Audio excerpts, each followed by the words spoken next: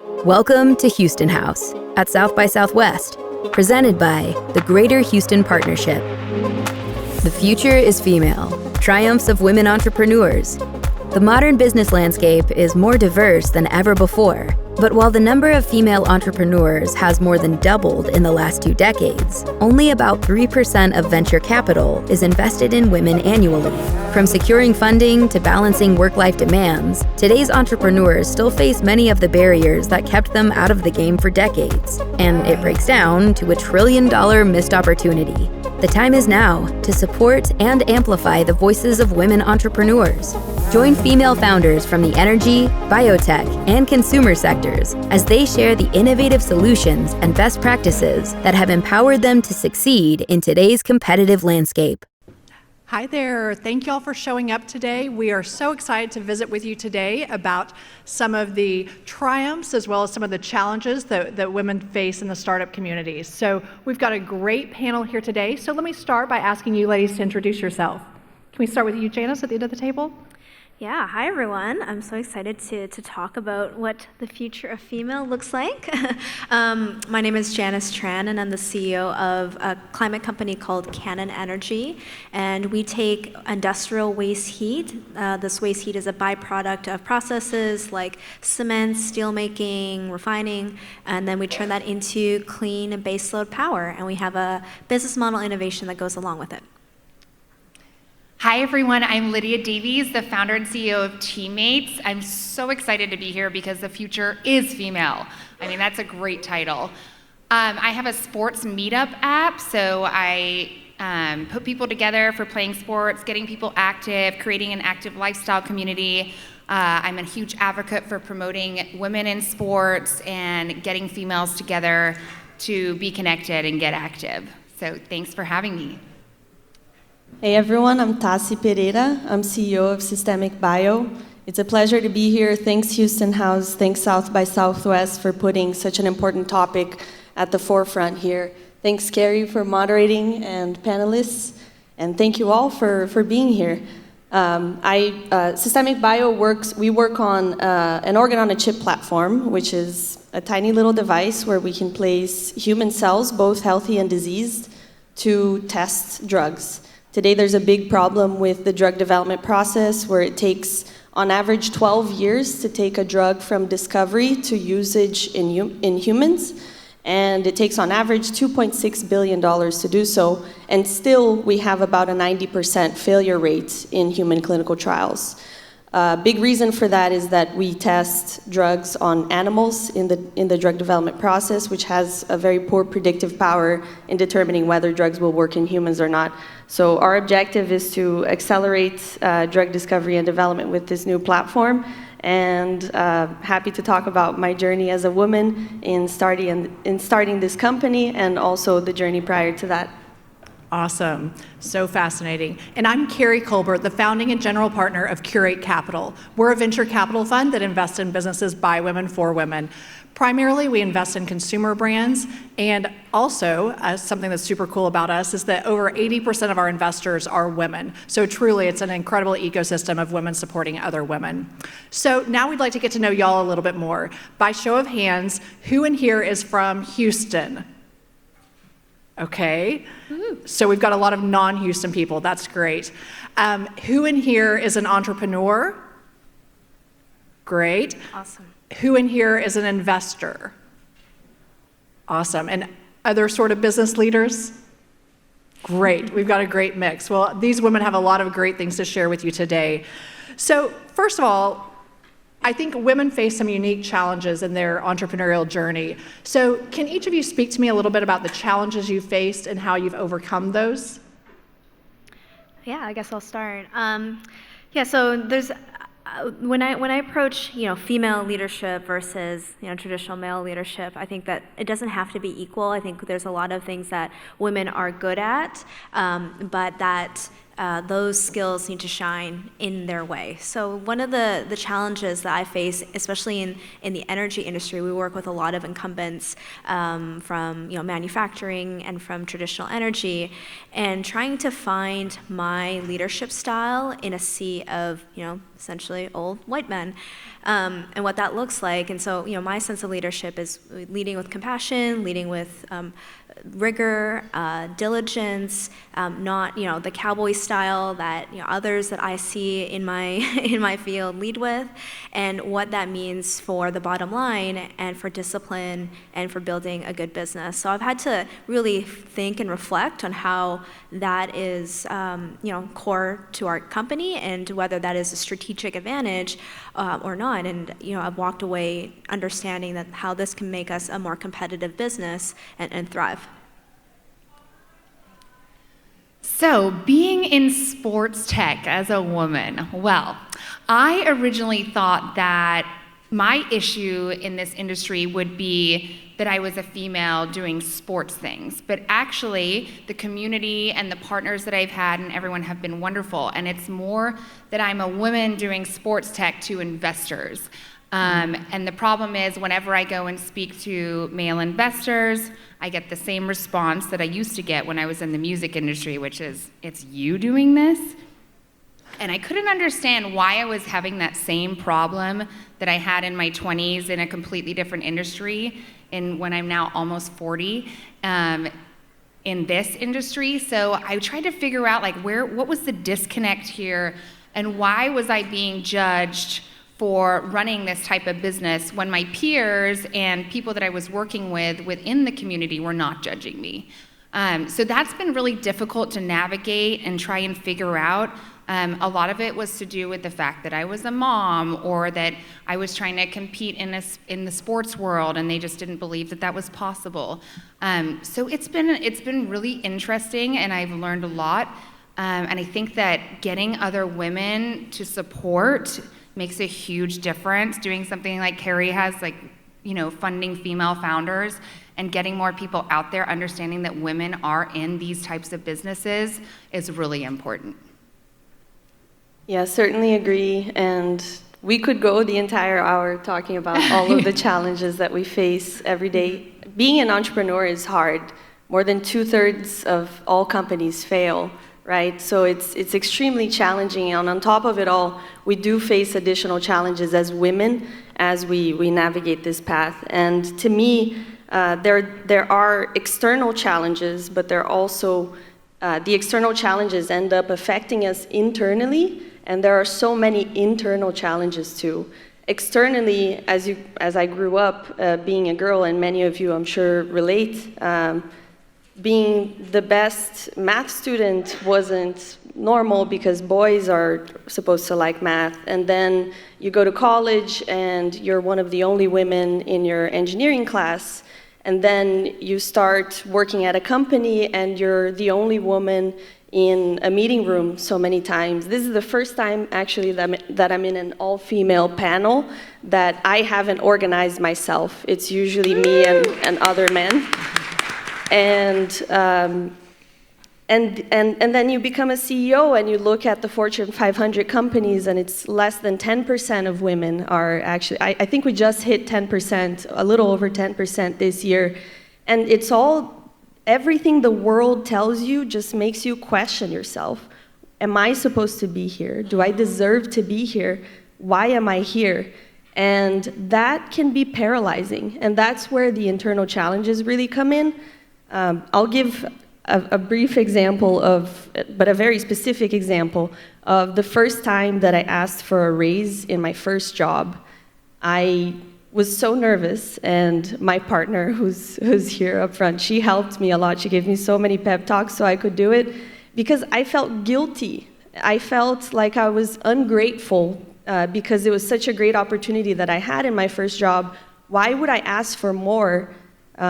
Even though I was giving my all, I was working really hard. And meanwhile, several years later, I found out that my male counterparts were getting a lot more than I was, and they asked for it without feeling any guilt. And it all came from their training and how they were raised to be. So all of these unseen impacts that we have that prevent ourselves in our internal battles to put ourselves out there and get our yeses and take the places that we deserve to take. It has been extremely challenging during this journey, and really hope that some of these stories can help us connect and put these things out there so we can overcome them together. Well, that's a perfect lead into my next train of thought. Speaking of asking for money, let's talk about fundraising. And I'll interject my own story for a minute. I was in the energy industry for almost 20 years. I retired from that, became an angel investor for a while, and then decided to start a fund. Well, I say that I very naively started a fund because I knew nothing about fundraising. I had the deal flow and I knew how to make the investments, but fundraising was new to me and was a huge challenge. Ultimately, we oversubscribed by about 50%, but thank you. But the fundraising process was brutal. So let's talk about that. Ladies, what has your experience been with fundraising as a woman? Yeah, it's definitely been a wild journey. So I was actually an investor prior to starting Cannon Energy, so I have a little bit of a feel for the other side too. And going into it, we kicked off our very first raise in the end of 2020, so this is also in the depth of the pandemic. I thought it was going to be easy because many of my friends were investors and they'd invest in me. Nope, not the case. I think it was like we talked to over 100 investors and we ended up closing about 8. So it's actually a pretty good percentage, but still a lot of no's. And I think one of the things, I remember my first few pitches, one of my friends, he didn't actually end up investing, but he pulled me aside. He said, "You are extremely competent, you know your business, but you need to be more bold. You're not," it's like, "I know what you can do, I know how you can sell your business, but you're not talking like the other founders are. You have to be more courageous, you have to be more just bold and sell the vision." I'm like, "Well, I am selling my vision, I'm charismatic." He's like, no, you need to act like you know this, like a man." I'm like, "Okay." All right, so reflecting back, because it's not, to the point of being a woman, you're not out there pounding your chest, being like, "I am the thing out there, the biggest thing out there." You're more, I think we're more trained to be precise and disciplined in what we're presenting and to be accurate, not bold. So that was a very important mental shift that I had to do, is that investors wanted to see that you could, take this to be the billion-dollar unicorn. And then I've also translated that also to sales relationships as well, is that the reality is you're selling yourself amongst a sea of men, and that's what they're used to seeing. And so while you have to make it uniquely your own, you don't have to copy it, but you do have to have elements that can compete with it. Absolutely. And there's also lots of research that shows that even the types of questions that investors ask of women and men are very different. For men, it's all forward thinking, how big could this thing be? Whereas for women, the questions are more, how are you protecting against this downside or this risk? So I'll just say from an investor standpoint, part of the onus is on us as well, not just on the founders to present differently, but for us to ask consistent questions. So yeah. Lydia? For me, it's, could we call it a nightmare? Yeah, we could. So a bit of background, I spent 12 years in the music industry as a singer-songwriter. I had a lot of experience dealing with sexist people and, it's a tough industry. But I never felt as much self-doubt in that industry that I've actually felt when I tried to start fundraising last year. And I had a lot of traction on my app. We had a lot of great things going. But every time, and this was partly my fault because I was targeting the wrong investors because I had never done it before. I'd self-funded my company for a year and a half alone. And this was the first time I was doing it. But what I got, and I knew I was pretty confident about it because I was winning pitch competitions and whatnot. But every time I went into a room with a group of male investors, they would look down at me, ask degrading questions.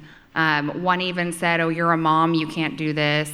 I've had many things like that. And it starts making you feel like you were saying earlier, like you're not good enough. Like the self-doubt comes in. It's on that verge of frustration where you want to punch them, but you also want to cry. You know how that feels. So I had to really take a step back from it and think about why it was happening and be bolder, which, I had a lot of males that I spoke to tell me to be bolder, but at the same time, I felt like I was bold, I felt like I was confident, and then I started having people suggest to me, well, maybe you should find a guy to pitch with. Maybe if you were pitching with a man, then things would be different. And yes, maybe they would, but then I'm giving in to what I believe in, which is my product that I built myself, that I did all by myself, and now I'm having to bring in some random guy to pitch with me just so people will pay attention. And it was a really tough pill to swallow.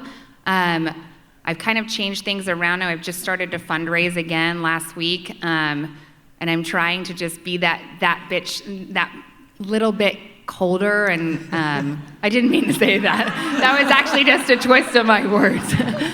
But yeah, a little bit like that, which, yeah, I mean, you've got to do it, right? So what I found was, just this morning, actually, I got to pitch for the first time in front of only women. There was a whole group of women, and it was the first time I got to do it, and it was such a different experience. I can't even tell you. They asked really great questions. They gave me critical feedback and positive feedback, but it wasn't that like looking down on you, degrading way of doing it. So I think that just getting more of a mix of investors, it doesn't have to be all women all the time, but just having that balance, I think, is really important for the future of females. Yeah, I should have mentioned the fundraising numbers for 2022 came out not too long ago, and in 2022, the numbers actually went down to less than 2% of venture capital dollars in the US went to women. The number was 1.9%. It's so abysmally low that it's hard to even put your mind around that in this day and age, that's still where we are. Lydia, something you said prompted me to take this a little off script a little bit. Let's just say real quickly some of the most insane things you've heard in the fundraising process. I'll start. Are there really enough female-founded companies to build a whole fund around this, Carrie? Yeah. And Carrie, I had someone who I admire greatly in some way, but he said, Carrie, I really urge you not to focus on females. You're going to turn a lot of investors off this way. So give me a few other snippets real quickly. What have you heard? I know you've heard some good ones. Are you sure you have time to do this with all the other stuff you have going on? This is a person that doesn't even know me at all. Yeah. That one made me really mad. Yeah, I think we get questions about family. Uh-huh. How are you going to do this having a family? Yeah, which is a real question. Yeah, I actually have had, the first time that I fundraised was for Systemic Bio, and I was pitching for another company that I joined after I graduated from college, but the first real process that I've had, I was actually extremely fortunate to follow a somewhat unconventional path, because we actually spun off Systemic Bio from a public company called 3D Systems. It's a 3D printing company that does sells 3D printing products for a variety of industries, and I was essentially taking 3D printing and applying it to drug discovery and development by 3D printing tissues. And I actually pitched internally to start this company that I had been working on the idea of for a couple of years, and we just announced the $15 million seed investment from them last September. So it was a really nice process. I'm very grateful for that. But I think one of the main problems that we see that you're getting at, Carrie, is with how many of us are represented in the investor community. I actually have a number down here, which is 65% of VC firms don't have a single female partner. And it's about 8 to 12% of all VCs that are women. So when we have that small of a percentage, there are so many things that we can't even quantify and explain that aren't being thought about, that are needed for women entrepreneurs. And there's a small story that I would like to share from an entrepreneur and a businesswoman that I admire, Sheryl Sandberg. She was COO of Facebook for several years. She recently stepped down.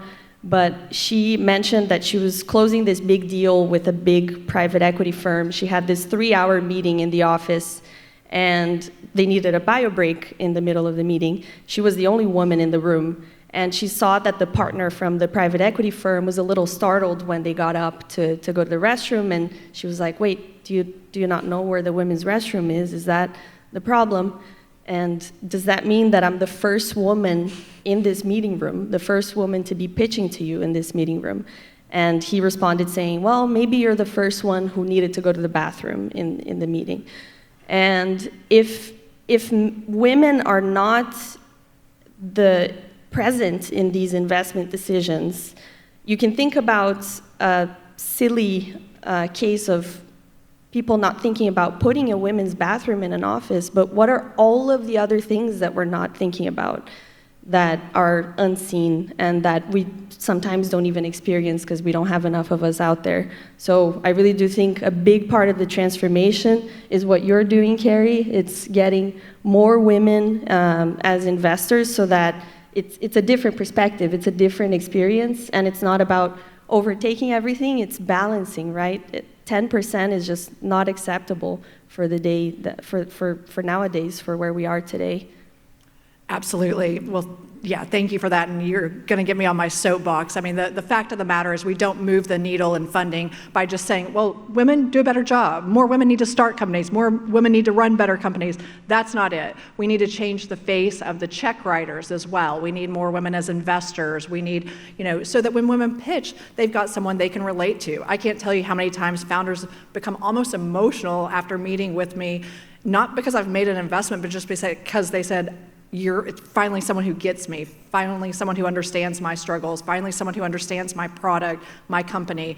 And I think there's that familiarity bias where we all are attracted to what we understand and recognize and resonate with. So anyway, here's to changing the face of the investors as well as the founders. So thanks, y'all. One common thing I hear coming up in our conversations is this notion of confidence. And there's a lot of talk about women struggling with imposter syndrome and all that sort of thing. So how have you, in your entrepreneurial journey, worked to overcome that maybe lack of confidence or imposter syndrome? This is really important. This is I think probably the biggest thing holding women back is this concept of, okay, I haven't done it all yet, so maybe I'm not ready. And I think Sheryl Sandberg talks about this, is that men don't think that way. Men are conditioned to get halfway there and then claim that they can do it all and just figure it out on the way there. And it's at least for me, it was very uncomfortable. And actually, when me and my co-founder started this, I wasn't set on being CEO. I actually came into this company thinking, okay, I'd be a good, COO or CFO, be a really good number two because I'm solid on fundamentals and ops and finance and all that stuff. And then I looked around the room wait, I'm kind of the best choice. And my two co-founders were like, you're the best choice to be the CEO. We've got this kind of concept out, but you've got the network and everything. I'm like, okay, I guess that's it. And that's how I got to the role. But I wish it wasn't that. I wish it was, I'm thankful that, me and my co-founders had a very open and honest conversation, and, this is where we got. But it didn't, it could have easily been a man who wanted to just get the limelight and step up, and I would have been totally okay with that. And I think back and I'm like, that's not okay. I should have stepped up. I should have put my hand in the air and said, this is mine, because I am the best person for it. It shouldn't have been such a kind of murky conversation. And I wish more women would step up and be entrepreneurs and take the CEO seat. Actually the CEO, not the COO, not the CFO, the CEO seat, because it's different and you can do it. Don't come in thinking that you haven't done it before, you can't. You can. And I've just, and now being in the CEO seat and talking to other co-founders and other CEOs, I find my journey is actually very similar too, is that they didn't quite raise their hand. So we need to change that. We need to have a lot more women who are competent, confident, can do the role to step up and then, actually do it, and then by me being just who I am and being my business, I'm changing the culture. I'm changing when I go into a client meeting. I'm often the only woman CEO that they've either have seen in the last year or have ever seen. I'm sometimes the only woman CEO founder that they've invested in. So for some of our investors, and you start to change the pattern. The people, when they make decisions, especially customers and investors, it's all about pattern matching. They have, and when you're in that role, you start to blaze the path by just being awesome and doing what you're doing. You're showing other people that women founders can be great leaders, and you're going to show by doing. So anyways, I think this is something that I'm very passionate about. I want to see more female CEOs take that seat, raise their hand, and go for it. Yeah, I think so much of it is just not taking the opportunity. This was a really weird thing for me because in my past industry, like I had to be confident, and I feel like I'm a very confident person. And when I go on the sports meetups and meet random people, and I'm great with that and comfortable with it, and running my business, I feel very confident about it. But then when someone steps in and makes you feel that self-doubt, like, oh, you can't do this, you start questioning yourself, and you're like, well, can I not? And I think it's bridging that gap, that feeling that women have that we're never good enough. Like we always have that feeling from day one that we're never good enough. It's just ingrained in us. I'm not a good enough mom. I'm not a good enough friend. I'm not good enough in school. And that stigma needs to disappear. I don't have all the answers to it, but like you said, like men just don't get that. They don't feel that way. And for us, it's always so much self-pressure. Like, why can't I be better? Why can't I be more confident? Why did I say that one wrong word?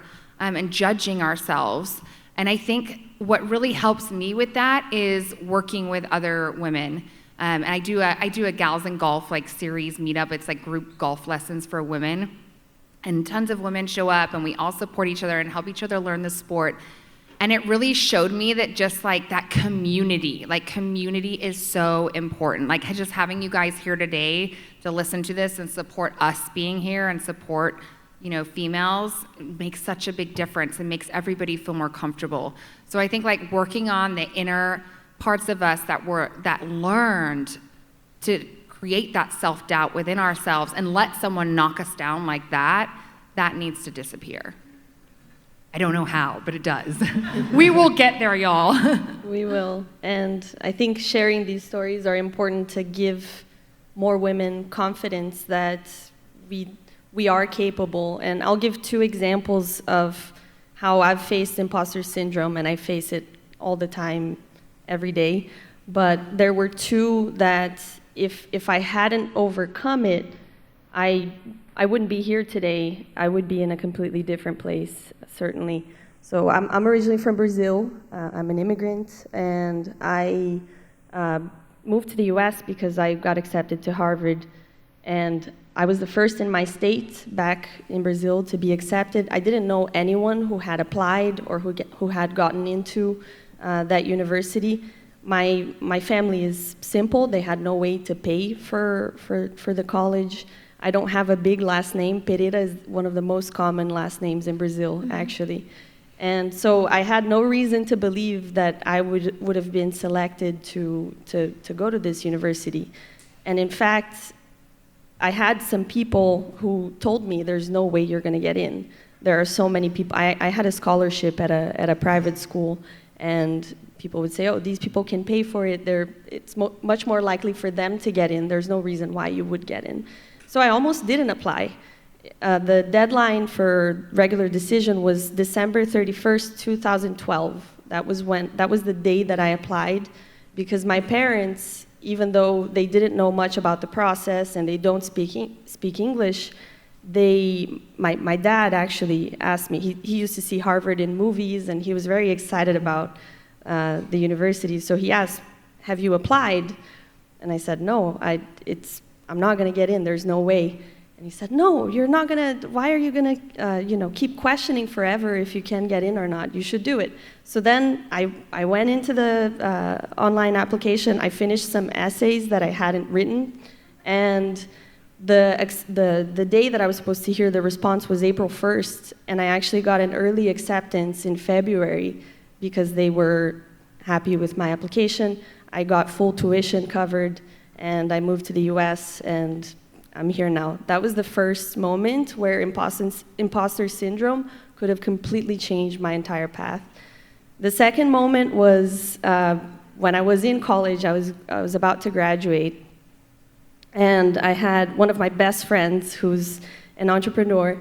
He started his business when he was 22, I think, and I think he's a great example of men and women coming from the same background and just having more confidence and being higher risk takers, because he was always taking more risk. And he's also from Brazil, and he applied for a green card through a category called extraordinary ability, because he was like, I'm extraordinary, I can get this green card. And he got the green card. And it changed his life as an entrepreneur, because when you have that freedom as an immigrant, when you have permanent residency, it just changes the game for you. And I was like, I'm not extraordinary. What am I going to do? But I had a great mentor who said, hey, you got to do what Gabriel did. Come on, you are extraordinary. And he actually covered the application for me. He paid for it. He sponsored me.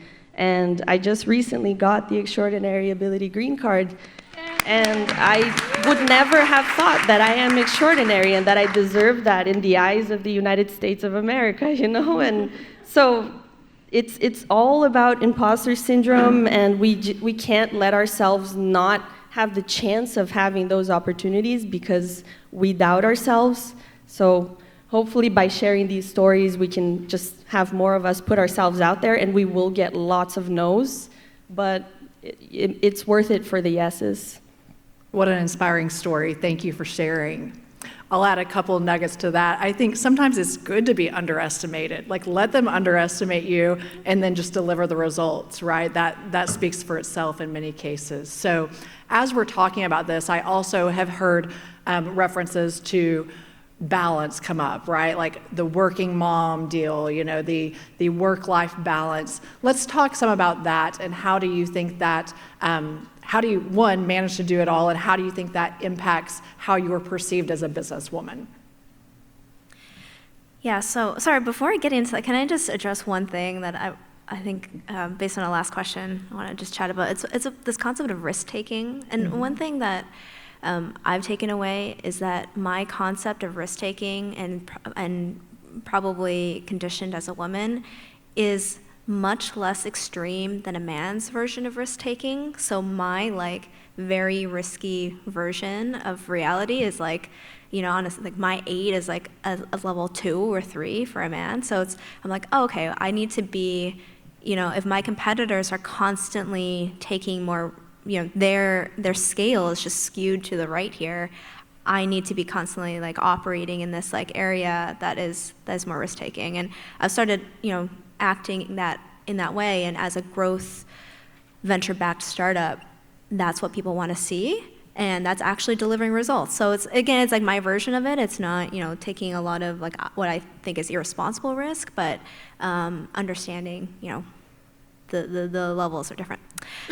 Sorry, so going back to your question about work-life balance. Yeah, so I think that I'm not a mom yet, but I want to be a mom, and being really conscious of how, I think the struggle is maybe a little bit different as a woman versus a man. You have to think more. I mean, the reality is it's physically different, and also societally different as well. And so trying to figure out how you plan being pregnant, and pitching to investors, who you tell for customers, who you tell on your team, and how do you kind of manage the message is something that is, kind of interesting, and I think a unique challenge for women that I think we all need to help each other out, because this is a new challenge that we're seeing in today's kind of world. I think also thinking about how you be, so I'm not a mom, and I'm eager to hear what you think too, but the work-life balance with family is something that is something I haven't figured out yet, but I know is coming down the pipe pretty soon. But the fact that you even have to think about when you're going to tell someone you're pregnant, something very personal, is a little bit It just is an illustration of how bad the situation is, right? Like I shouldn't have to tell anyone that, but it's seen as a risk. My own perspective, yeah. Right? Like it's seen as a risk, which is not great to begin with, but it's kind of the reality, yeah. Lydia? Y'all, I have a lot of feelings about this. The number one word here is guilt. I have 2 kids, they're 4 and 5 now, but when I first started building the golf app version of this, they were 1 and 2. It was during the pandemic, and they were running circles around me because their daycare was closed. I also had a full-time job as a realtor, and my husband traveled for work all the time. So I tried to figure out, how can I be a good mom to these 2 toddlers and make money to bring this in and do my dream at the same time without support. Like most of my family lives overseas, so we don't have, that to back us up. So every day I would write out these different schedules, 2 hours of real estate, then this, and I would have everything like blocked out. And it's really exhausting. But what I figured out is that the more people told me that I couldn't do it, they're like, no way you can do this, it drove me harder. And I'd be like, well, yeah, I can. When my kids get home from school, I'm gonna put my phone down, I'm gonna play with them, I'm gonna put them to bed, and then I'm gonna go back to work, which is what I've done for years. Not so great on your mental health, but if you start balancing it out where in the morning you're like, okay, I'm gonna run or meditate or do something. Luckily, I have a sports company, so I get to go play sports, which is a great release. But I think the guilt of like not spending enough time with your kids or it's not even time, it's like being present. Like on the weekends, if I have open houses or I have meetups for the app or whatnot, and my kid's like, please, mommy, stay with us. I get this guilt of, well, I need to stay with them, and they come first. But then also you think about your business, and you're like, oh, I can't show up at this thing because I have to take my kid to this birthday party, and then you feel guilty for not doing it for your business. And then don't even get me started about your spouse, because they just like have zero of your attention, and they're over there in the corner. So I think just so much of it is understanding that like, it's okay that you can't do everything, and it's okay to say no to things, and it's okay to feel guilty, and that guilt is really just you doing it on yourselves. Like, I know my kids are happy, they have fun, we take them to a lot of great places, we give them a lot of great experiences. I know I'm doing the best I can in my business, and I'm trying to keep myself healthy at the same time. So it's just a lot of balancing, and when people judge you for it, I've got to the point now where I'm like, I can't say it on the microphone, but you just want to be like, okay, bye. So yeah, just getting rid of that guilt. I mean, that word alone, like I just try and throw it out every day. So for all you working moms, you're awesome. You're doing a great job. Yeah, certainly lots of respect for working moms. Like Janice, I also struggle with how am I going to plan for this? And it's a very delicate subject for me and my partner here, but I'm really not a good person to talk about work-life balance, because especially in the earliest stages of starting a company, it's hard. I have negative work-life balance currently, and I'm passionate, I'm happy. I'm doing what I want to do, what I've always dreamt of doing. But I do think that it's really important for you to have the support of your community, of people at home, whoever you have access to, that view you as an equal. My partner is a woman. She's also an entrepreneur. We are equals, and it's still so hard to work things out. So if you have a support system of people who don't view you as an equal, of people who put additional challenges on you and additional requirements that you have to do extra for your kids, or it just makes it that much harder. So my wife does say that usually I have it a little bit easier than she does at home, but I try to do my best. And the other thing is that because we have to prove ourselves all the time, that's extra work, right? If we have to always be more prepared, always justify, always show more data, it's so many more hours of work that we are putting in. I recently had to go through something like this where I knew that if a male had taken the decision that I had taken and done, worked on the plan that I did, there would have been no questions. But because I'm a woman, because I'm a young woman, CEO, there's just so much more work that you need to do and extra hours that you have to put in and much harder for you to balance your life. Great insights, ladies. I'll step out of my moderator role for a moment and give my personal perspective, given that I am, I think, the oldest, mature, seasoned person on stage, but also the mom to 2 young kids. And I'll give my maybe unpopular hot take. You can't do it all. You can't. Okay, no one person can be everything to everyone at the same time.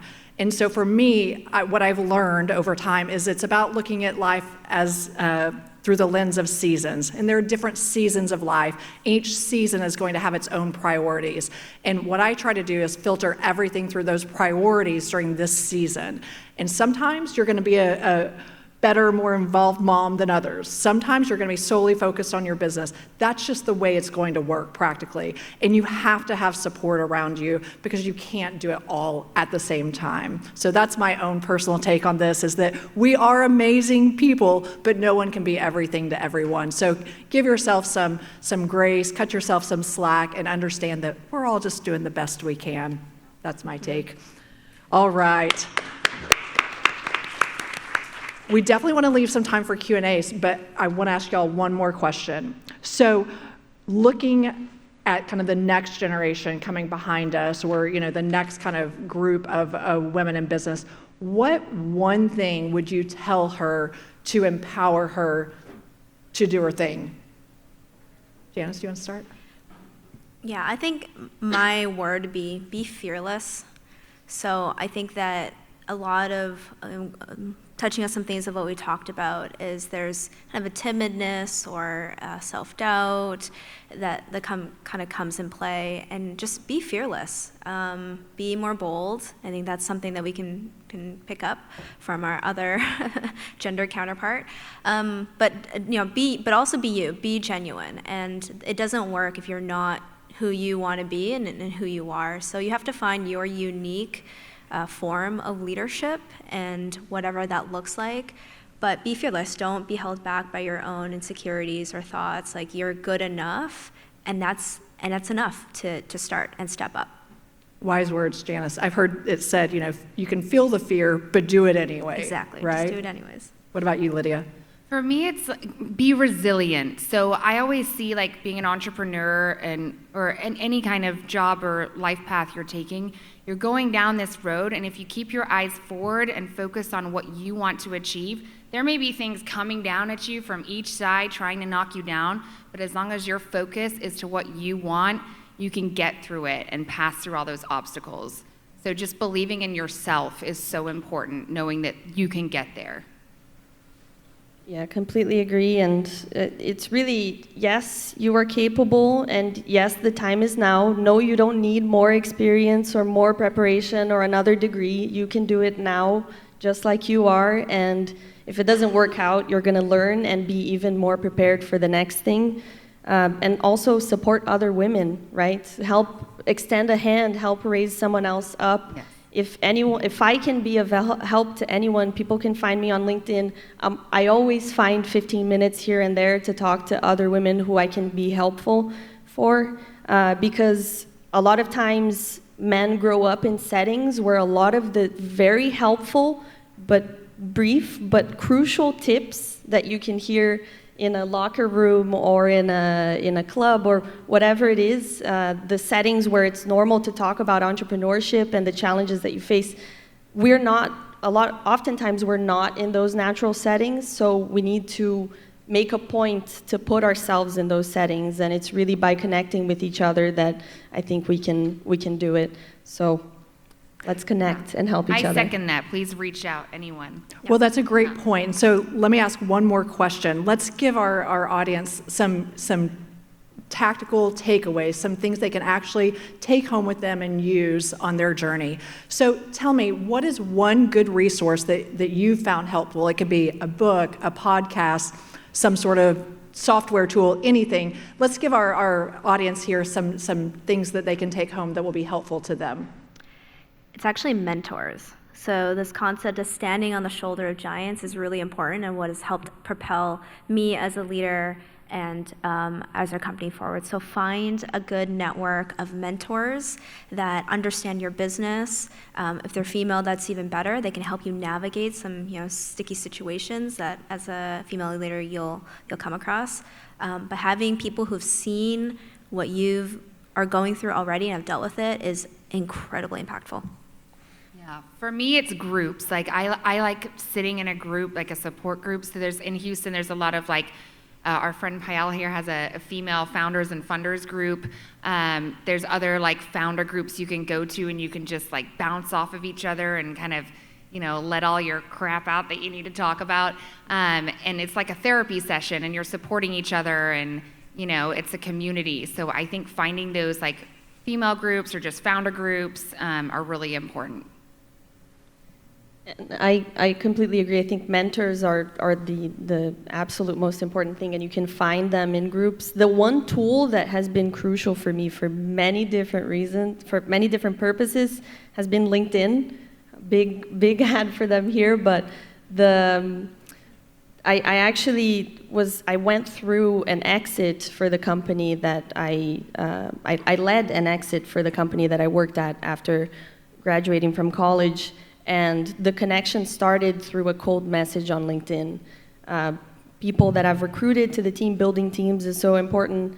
I've done it through LinkedIn. I've found some crucial opportunities to prepare myself to be able to pitch to investors through LinkedIn as well, searching for hashtags, connecting with people that I admire.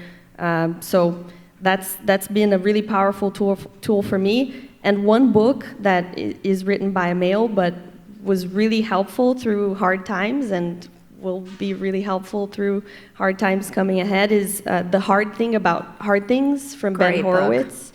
It really just makes you feel like you're not alone, and when you're going through really hard times, it helps you. It actually gives you helpful mechanisms through which you can work through your challenges.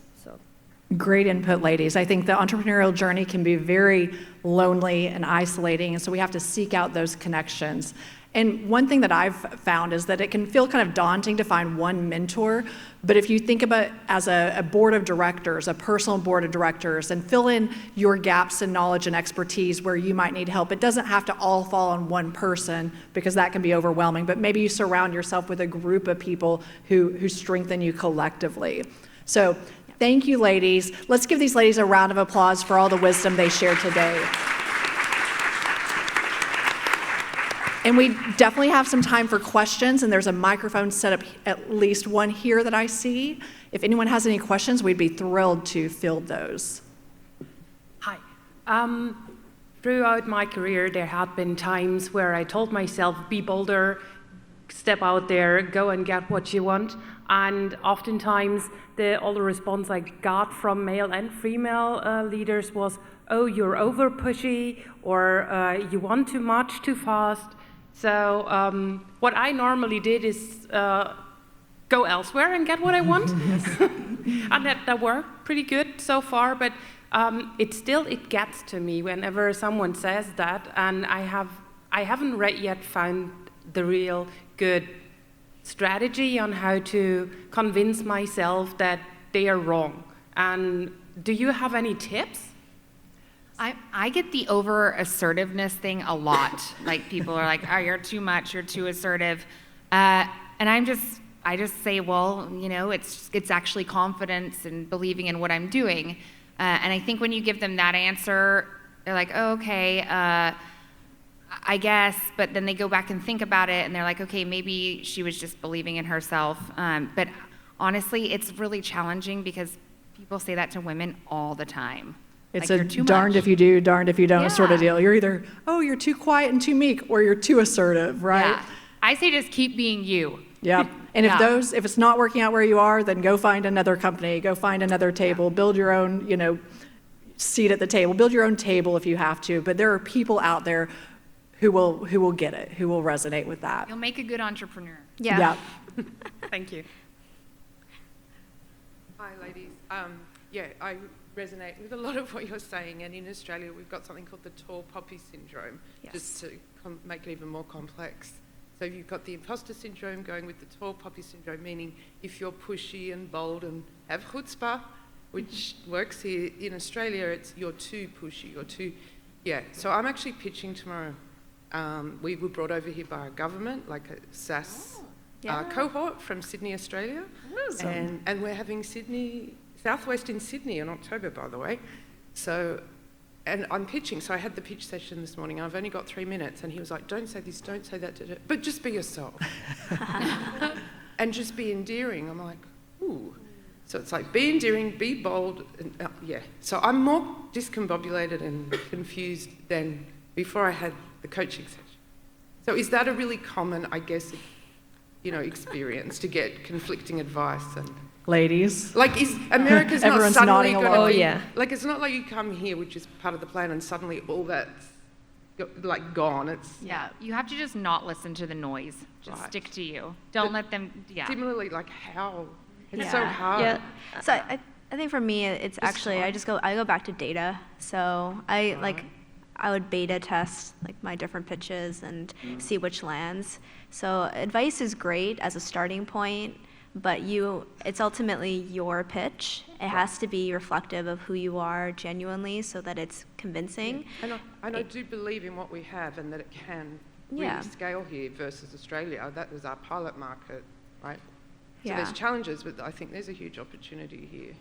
So just have that conviction and don't let anyone... Yeah, I just when it gets overwhelming and conflicting messages, I just tune it all out and just say, okay, well, if I were in the audience, what would I want to see? And then I just do it. And go back to that actual data. I like that. That's a good thing to ground ourselves in. Right. No, so when you do more and more iterations of your pitch, you'll probably get feedback and you can start to see patterns emerge, or you'll learn what feedback you can discard versus which is actual legitimate feedback. The thing with advice is that a lot of people who are giving advice, they don't even really believe it themselves. They're just kind of like talking.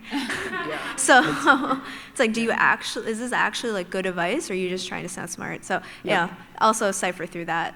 You also have to change your pitch per audience, is what I found, because I've done so many of them, and like the pitch I would do at a competition would be different than this group of investors and different than... So it's you do kind of have to test it out, like Janice said, like it's really like a beta thing. So try different things, but be yourself. And I had just never been rejected as much as I did when I started fundraising, right? Like I never heard no so much. So you kind of have to get used to that and not internalize the rejection and just be like, okay, cool, those aren't my people. What can I learn from that? And then let's go find the people that are my people. Yeah, fair enough. All right, thanks so much, ladies. And you've obviously managed to, you talk the talk, but you walk the walk, because you're all up there and smashing it. So thank you. Thank you. And Sydney sounds like a wonderful place to visit for the next South by. Yes. Thanks for the invitation. Hi, Shorty here with the microphone. My name's Laura Lamond. I'm with a startup called Troby, and I'm wondering if you're seeing, moving the needle with the larger fund investments with banks or credit unions or government money. Is the needle moved at all? Do you have any good resources for anybody to tap into there? I see you going. Unfortunately, I don't know that the needle has... maybe this isn't in your wheelhouse, but I thought at least I would ask. Yeah, so specifically about, tell me again, what sort of resources?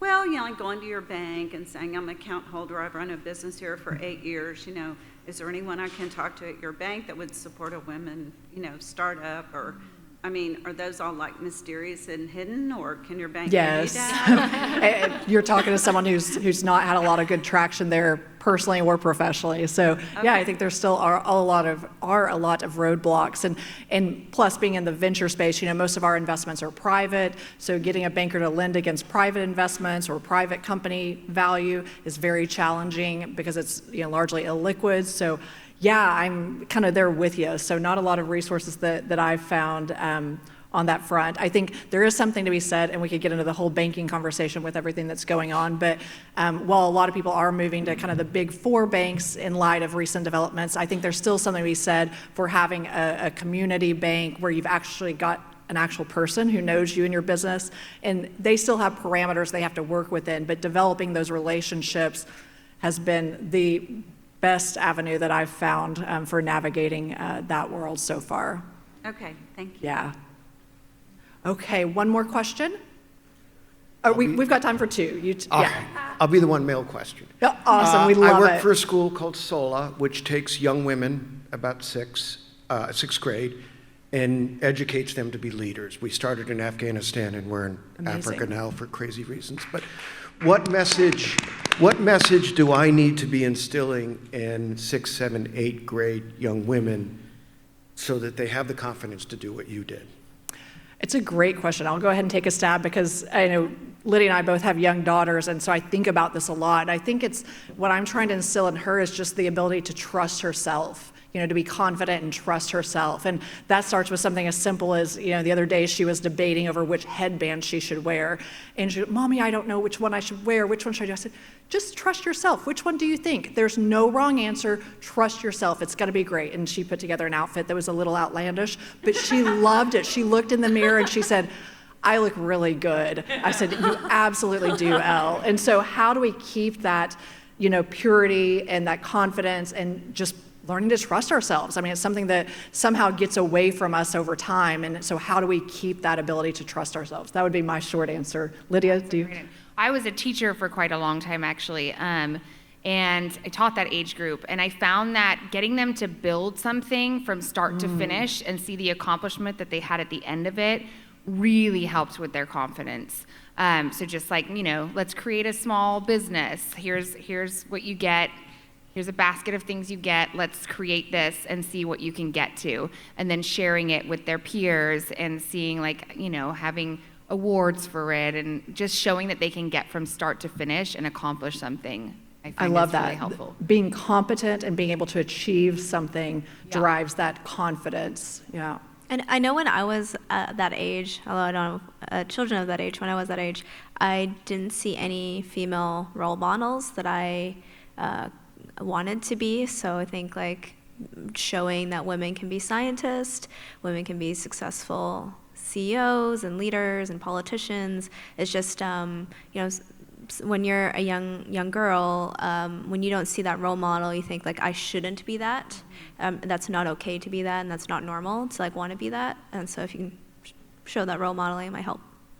And the more real that you can make it, the closer you can bring it to them. Definitely makes it more real for them. So bringing people to speak to them, to share their experiences, or taking people who come from backgrounds similar to them that have really succeeded, just shows the path, shows the way for them to believe in it.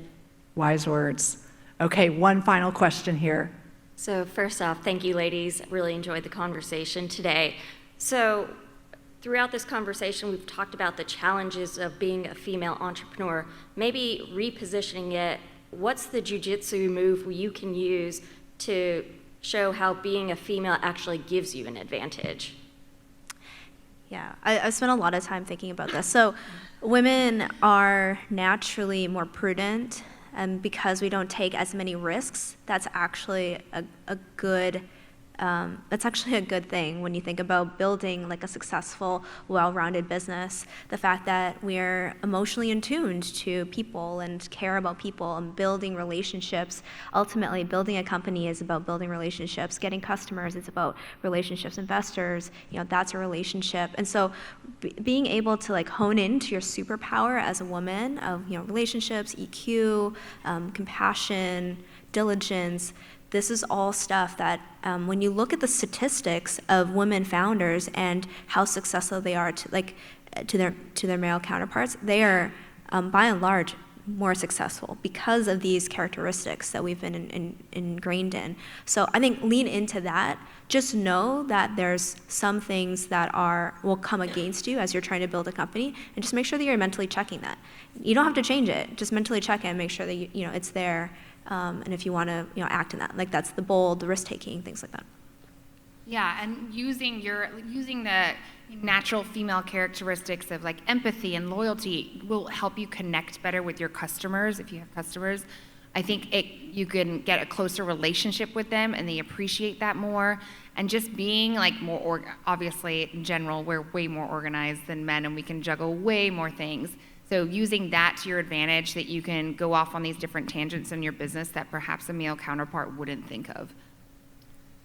To me, I think all of these experiences really reflect on my team and how I run the company, how I run Systemic Bio. First of all, my team is 50% women, exactly. We have 20 people, 10 women, 10 men. And also in terms of salaries, there are policies within the company that I've created based on experiences I've had, like the fact that I was nervous to ask for a raise. And so today, if someone asks for a raise, it doesn't necessarily impact what their salary is. It's really the work that you do, what your experience is, and it doesn't matter if you ask for more or less. We have brackets, and I really bring that view into how I run the company today. Awesome. Well, we thank each of you for being here. So let's give one more round of applause to the panelists and to each of you. Thank you, Carrie, so much for moderating. Thank you. Thank you all. And have a great rest of your day here.